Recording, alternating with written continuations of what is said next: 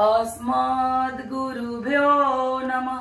अस्मत् परम गुरुभ्यो नमः। अस्मत् सर्व गुरुभ्यो नमः।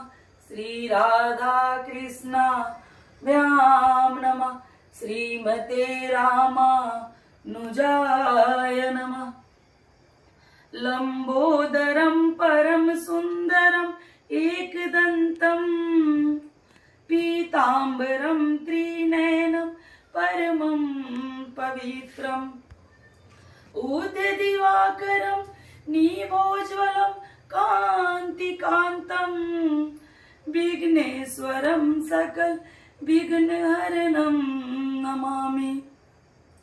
नारायणं नमस्कृत्यं नरं चैव नरोत्तमं देवी सरस्वतीं व्यासं ततो जयमुदीरयेत्। जयतु देवो देवकी नंदनोऽयं। जयतु कृष्णो वृषवीश प्रदीप। जयतु मेघश्यामला कोमलांगा। जयतु पृथ्वी वारनाशो मुकुंद। बर्हापीडं नटवरपु कर्णकर्णिकारं विभद्रवास कनकपीस वैजंती चामलां। रंध्राढ्यवेणो रदरसूदया पुरयन् गोप वृंदे। वृंदारण्यं प्रावि सद्गीत कृति। श्री राम राम रघुनंदन राम रामा। श्री राम राम भरताग्रज राम रामा। श्री राम राम रणकरकस राम रामा। श्री राम राम भो शरणम राम रामा। माता रामा ओमा मात पिता रामचंद्रो। स्वामी रामो मत सखा रामचंद्रो। सर्वस्यामि रामचंद्रो दयालु। नान्य जाने नैव जाने न जाने। रामाय भद्राय रामचंद्राय वेदसे रघुनाथाय नाथाय सीताय पते नमः। अंजनानंदनं वीरं जानकी शोकनाशनं कपीसमक्षहन्तारं वन्दे लंका भयंकरम्। मूकं करोति वाचालं पंगुलंघ्यते गिरिं। यत्कृपातमं परमानंद माधवं। भक्त भगवंत गुरु चतुर्नाम बपुए। इनके पद बंधन किए नाशत विघ्न अनेक। बोलिए जय श्री राम। अखिल ही प्रतनीय परमात्मा पुरुषोत्तम लावण्य माधुर्य सिंधु सुधा रस सार सरोवर। माँ सुनैना के आंखों के पुतली का विदेह जा जनक जा जनकाधिराज। श्री अवध नरेंद्र नंदन श्री रघुनंदन वैदेही मैथिली। श्री राम प्राण बल्लवी। श्री सीता जी और राम जी के चरणों में मेरा कोटि कोटि नमन। तीनों मैया और चारों भैया के चरणों में मेरा कोटि कोटि नमन। अनंत बलवंत गुणवंत श्री हनुमान जी महाराज के चरणों में मेरा कोटि कोटि नमन। यहाँ जितने भी कथानुरागी उपस्थित है और जहां जहां मेरी आवाज जा रही है, जो जो मेरी कथा को श्रवण कर पा रहे हैं, सबको मेरा कोटि कोटि नमन। सज्जनों, हम सब अत्यंत भाग्यशाली हैं जो हम सब वाल्मीकि रामायण कहने का संकल्प हम अपने हृदय में धारण किए हुए हैं। कहते हैं कई कई जन्मों के जब पुण्य उदय होते हैं तब जाके भगवान की यह सुंदर कथा हमें प्राप्त होती है। कृपा में भी जब कृपा होती है, विशेष कृपा, कोई ये साधारण कृपा नहीं है सज्जनों, ये विशेष कृपा है। जब वो होती है भगवान की, श्री रामचंद्र की, तब जाके प्रभु की सुंदर कथा हमें प्राप्त होती है।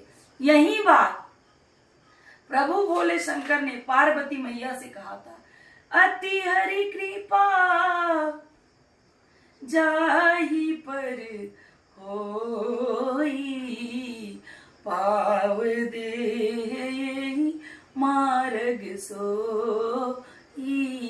एक होती है सामान्य कृपा जो हमें संसार से प्राप्त होती है सज्जनों। संसार से हमें धन दौलत रुपया पैसा पद प्रतिष्ठा अनेकों भोगों विलास की वस्तुएं हमें संसार से प्राप्त हो जाती है सज्जनों, लेकिन प्रभु की कथा हमें संसार से कभी नहीं प्राप्त होती है। प्रभु की कथा तब प्राप्त होती है जब खुद उनकी कृपा होती है। बोलिए जय श्री राम। सज्जनों, हम सब रामायण कह रहे हैं, रामायण सुन रहे हैं। सबसे पहले तो ये जानना जरूरी है कि रामायण का अर्थ आखिर होता क्या है। श्री रामस्य चरितान्वितम ऐनम शास्त्रम। रामचरित्र से संयुक्त शास्त्र का नाम रामायण है। श्री राम अयते प्राप्यते एन तद रामायणम। जिससे हमें साक्षात प्रभु श्री राम की प्राप्ति हो जाए, भगवान हमें मिल जाए, उसे ही रामायण कहते हैं। रामायण राम जी का घर। सज्जनों, सर्व पाप प्रसन्नम दुष्ट ग्रह निवारणम। यह सभी पापों को नष्ट करने वाली और रोगों से मुक्त करने वाली कथा है सज्जनों। संसार में हम सबको पता है कि संसार में ग्रहों की संख्या कुल 9 है, जिनमें से कुछ दुष्ट ग्रह और कुछ अति मंगलमय ग्रह होते हैं। दुष्ट ग्रह का काम क्या होता है सज्जनों? लोगों को परेशान करना। लेकिन जब मंगलमय ग्रह हमारे कष्टों को हर लेते हैं, फिर इन दुष्ट ग्रहों का उनके सामने कुछ नहीं चलता सज्जनों। अब हम सब कथा कह रहे हैं, कथा सुन रहे हैं, कथा का अर्थ आखिर होता क्या है? जो आनंद की स्थापना करे, जिससे मन आनंदित हो जाए। संसार में रहकर हमें कैसे आनंद से जीना है, रोग मुक्त होकर, दोष मुक्त होकर, पाप मुक्त होकर, भय मुक्त होकर हमें कैसे आनंद से जीना है, यह प्रभु की सुंदर कथा ही बताती है सज्जनों। भगवान की कृपा से ही ये सब संभव हो पाता है। बोलिए जय श्री राम।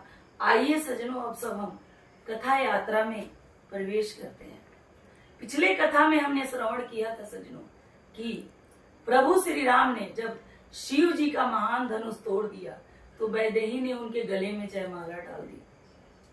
फिर सज्जनों, जब उनके गले में जयमाला पड़ गया तो जो विश्वामित्र जी हैं उनसे जनक जी कहते हैं कि ऐसे विवाह जयमाला डालने से तो नहीं हो गया, अब हमें अपने कुल पुरोहित ब्राह्मण देवता सबसे राय विचार करके यह विवाह विधिवत ढंग से करना होगा। फिर विश्वामित्र जी से आज्ञा लेकर उन्होंने एक दूत बुलाकर जनक जी ने अवध नरेंद्र को संदेशा भिजवाया। जब अवध नरेंद्र अयोध्या में पहुंचता, अवध नरेंद्र के पास जब दूत पहुंचता है सज्जनों, तो सारी व्यथा कथा सुनाता है कि वहां पे कैसे क्या हुआ है। सब कथा सुनकर दशरथ जी तो बहुत खुश हो जाते हैं। फिर विवाह की तैयारियां सज्जनों होने लगती है। अब सबको दशरथ जी संदेशा भिजवाते हैं। अब वशिष्ठ जी को बुलाकर वशिष्ठ जी से कहते हैं, तब उठी भूप वशिष्ठ कहू दिनी पत्रिका जाय, कथा सुनाही गुरु ही सब सादर दूत बुलाए। अवध नरेंद्र ने वशिष्ठ जी से सारी व्यथा कथा सुना दी कि वहां पे क्या क्या हुआ था। पर जो दूत संदेशा लेके आया था सज्जनों, उस दूत को अवध नरेंद्र ने अपने पास बैठा रखा था कि अगर वशिष्ठ जी ऐसा कुछ पूछ दे कि वहां जनकपुर में क्या हुआ था, तो अगर वो बात मुझे नहीं पता हो तो ये दूत बतला देगा वशिष्ठ जी को। इसीलिए वहां पे बैठाए रखे थे। वशिष्ठ जी ने सारी बातों को सुना, अवध नरेंद्र की बातों को, कि राम जी वैसे कैसे जयमाला पड़ा, कैसे क्या हुआ। फिर कहते हैं कि राजन, तुम जैसा पुण्यात्मा तो इस संसार में कोई है ही नहीं। तुम ऐसे पुण्यात्मा हो कि तुम्हारे पास जो पुण्यात्मा, जो पुण्य करने वाला इंसान होता है ना सज्जनों, उसके पास धन दौलत बिना बुलाए चला आता है। तुम वशिष्ठ जी कहते हैं कि तुम ब्राह्मण, गाय और देवताओं के सेवक हो और कौशल्या माता भी तुम्हारे जैसी पवित्र है, तो ऐसे इसमें तुम जैसा पुण्यात्मा किसका जिसको राम जैसे सहज पुत्र की प्राप्ति हुई है। डंका देकर राजन बारात सजाओ, इसमें पूछने वाली कौन सी बात है। जैसे तुम हो वैसे कौशल्या माता है, तुम्हारे जैसे ही पवित्र वो भी है। फिर गुरु जी ने आज्ञा दे दी। उसके बाद दशरथ जी भरत जी को बुलाते हैं और कहते हैं हाथी घोड़े सजवाने के लिए, बारात में जाने के लिए कहते हैं कि हाथी घोड़े सब सजवा दो। भरत और शत्रुघ्न जी इस बात को सुन के खूब काफी पुलकित हो जाते हैं, आनंदित हो जाते हैं। हाथी घोड़े सजनो इसलिए सजवाए जा रहे थे जिसमें भरत जी जैसे छैल छबीले बैठे, सेवक भाई पैदल थे। फिर सब बारात की तैयारियां होने लगी सजनो जाने की। उसके बाद सुमंत जी ने 2 रथ सजवाए, एक रथ वशिष्ठ जी के लिए और दूसरा रथ दशरथ जी के लिए। दशरथ जी ने पहले वशिष्ठ जी को रथ पे बैठा दिया, फिर उसके बाद में खुद राम जी का स्मरण हृदय में करके उसके बाद दशरथ जी रथ पे बैठे। फिर पृथ्वीपति शंख बजा के और डंका दे के बारात को निकलने की आज्ञा दे दी सज्जनों। देवतागण जो थे अंबर से फूलों की वर्षा करने लगे, चारों तरफ कोलाहल मच गया, हाथी घोड़े गरजने लगे। भाई कोई ये साधारण इंसान की बारात नहीं थी, हमारे राघवेंद्र सरकार की भी बात थी। चारों तरफ उत्साह भर गया, स्त्रियां चारों तरफ मंगल गान गाने लगी साजो श्रृंगार करके सजनों। चारों तरफ सुंदर सगुन होने लगे। बनई न बरनत बनी बराता, होई सगुन सुंदर सुखदाता। सजनों बारात को चलते देख सब सगुन नाचने लगे। सुहागिन स्त्रियां सर पे कलश और गोद में बालक लिए हुए मंगल गान कर रही थी सजनों। गया मैया अपने बछड़े को दूध पिला रही थी, नीलकंठ बाई और चारा ले रहे थे।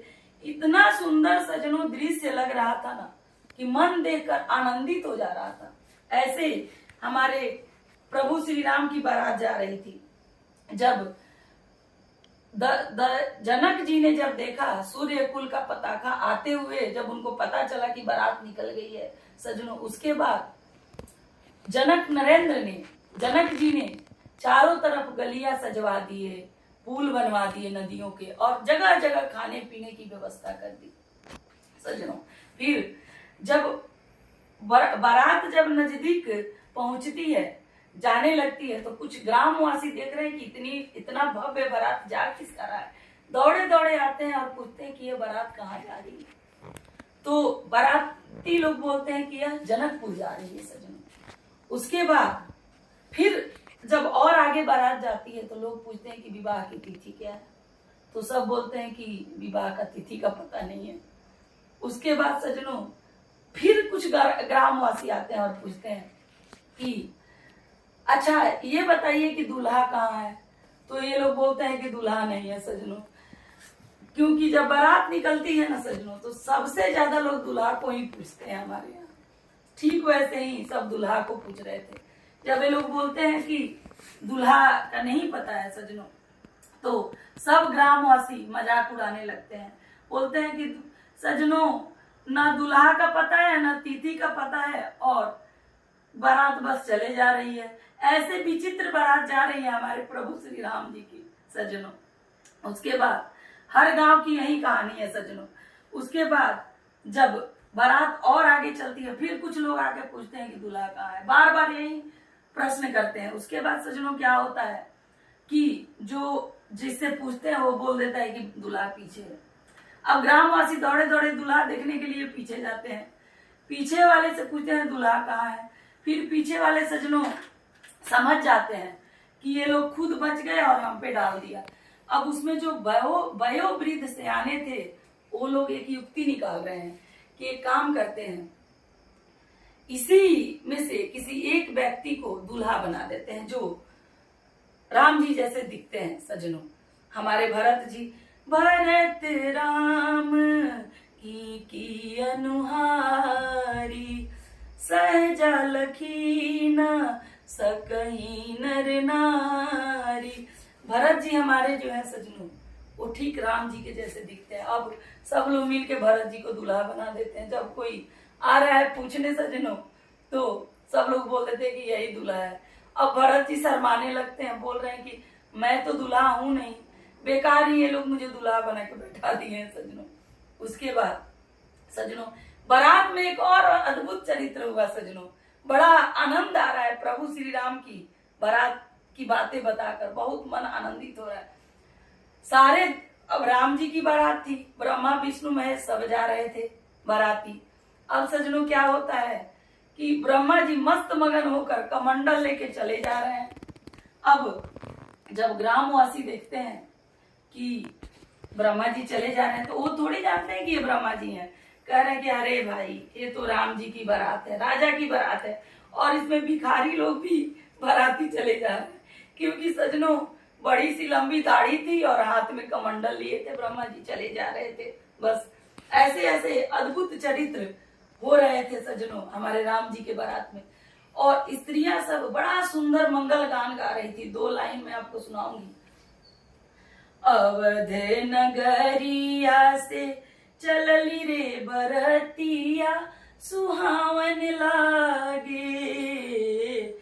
जनक नगरिया भैले सोरे, सुहावन लागे। जनक नगरिया भैले शोर है, सुहावन लागे। बजवा बजे लागन गोरे, सुहावन लागे। ऐसे सजनों बड़ी सुंदर सुंदर मंगल गान हो रहा था, बहुत सारे सगुन हो रहे थे। अब आगे देखिए क्या होता है। हर्षि परस्पर मिलन हित, कछुक चले बगमेल। जनु आनंद समुद्र दुई, मिलत बिहाई सुमेल। जैसे 2 आनंद समुद्र मर्यादा छोड़कर एक दूसरे से मिल रहे हैं सजनों। जब सीता जी को पता चलता है कि नगर में बारात आ चुकी है, तो क्या करती है, बारात वासियों के स्वागत के लिए अपने सिद्धियों को वहां पे स्थापित कर देती है।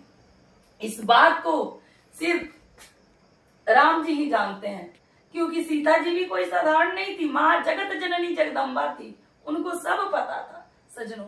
उसके बाद ग्रामवासी मिथिला के जब देखते हैं कि बाराती लोग आ गए हैं, तो कहते हैं सजनों कि विवाह तो एक दिन होगा, ये मिथिलावासी 1 महीने के लिए आ गए। वहां सॉरी, मिथिलावासी नहीं, अयोध्यावासी 1 महीने के लिए आ गए।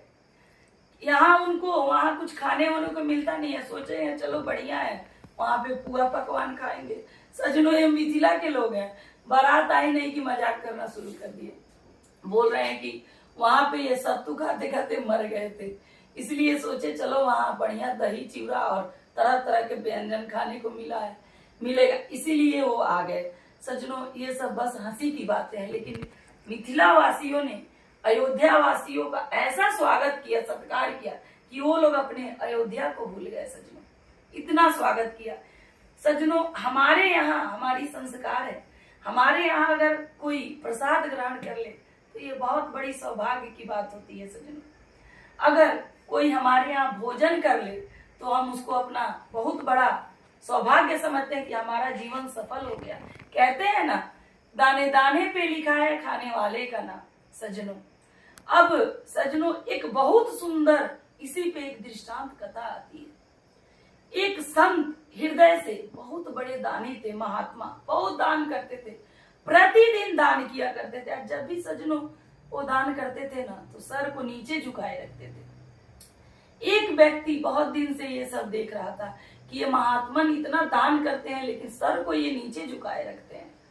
उसके बाद सजनों एक दिन वो पूछ बैठा कि आप इतने बड़े दानी हैं, इतने बड़े महात्मा हैं और इतना दान पुण्य करते हैं, तो आपको तो गर्व से सर अपना ऊंचा उठा के दान करना चाहिए, तो आप तो सर को नीचे झुका के दान करते हैं, ऐसा क्यों करते हैं आप?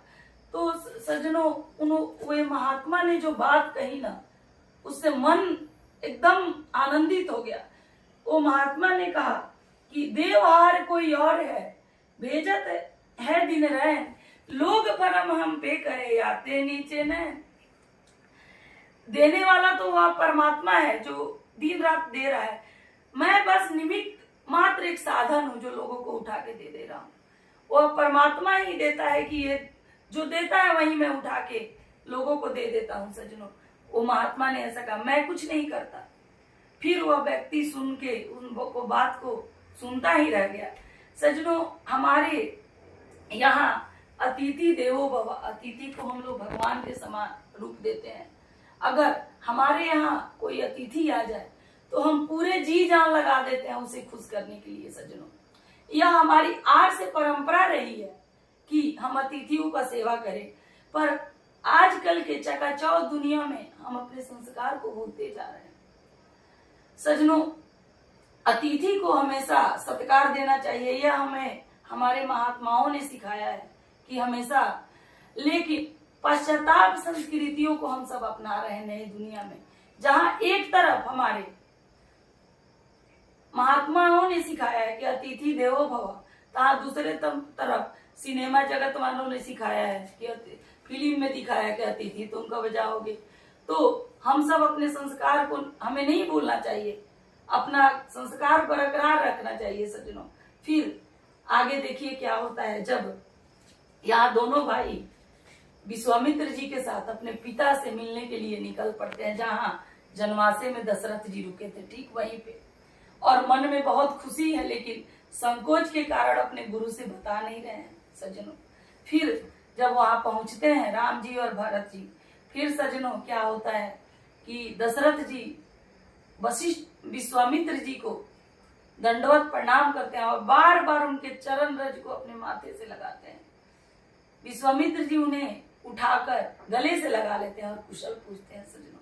उसके बाद दोनों भाई फिर वशिष्ठ जी के दंडवत वशिष्ठ जी को प्रणाम करते हैं। फिर वशिष्ठ जी दोनों भाई को गले से लगा लेते हैं उठा के, और उसके बाद सज्जनों पिता को प्रणाम करते हैं। दशरथ जी इतने व्याकुल थे राम के बिना कि राम के बिना वह एक मिनट नहीं रह सकते थे सज्जनों। ऐसे दशरथ जी जैसे हम अपने प्राण के बिना जीवित नहीं रह सकते, वैसे ही राम के बिना दशरथ कभी जीवित अपने को नहीं सोचते थे। तो राम जी को गले से लगा के और अपने दुख को मिटा रहे हैं जितने दिन दूर है सज्जनों। जब बारात जब जनकपुर में जब विश्वामित्र जी लेके जा रहे थे ये राम और लक्ष्मण को, तभी विश्वामित्र जी से कहा था दशरथ जी ने कि तुम मुनि पिता आन नहीं कोई, तुम पिता समान हो, तुम कोई दूसरे नहीं हो, इसलिए तुम्हें मैं अपने राम को सौंप रहा हूं। ऐसे कहते हैं दशरथ जी कहे थे। फिर दोनों भाई से खूब मिलते हैं दशरथ जी और काफी सारे बातचीत करते हैं। फिर सज्जनों आगे देखिए क्या होता है। भरत साजुन किन्न प्रणामा, लिए उठाई लाई उर रामा, हर से लखन देखी दो बराता, मिले प्रेम परिपूरित गाता। सज्जनों भरत जी और शत्रुघ्न जी राम जी को दंडवत प्रणाम करते हैं। उसके बाद सज्जनों राम जी दोनों भाइयों को उठाकर गले से लगा लेते हैं और सारी अपनी बातें और कुशल पूछते हैं। फिर राम जी सारे ग्रामवासियों से मिलते हैं, उनकी कुशल पूछते हैं सज्जनों। अब सब मेल मिलाप होता है। अब सज्जनों आगे विवाह कैसे होती है राम जी की, यह मैं आपको अगले वक्तव्य में आपको के पास प्रस्तुत करूंगी, आपको सुनाऊंगी। तब तक के लिए जय श्री राम, जय श्री राधे, राधे राधे, जय श्री राम।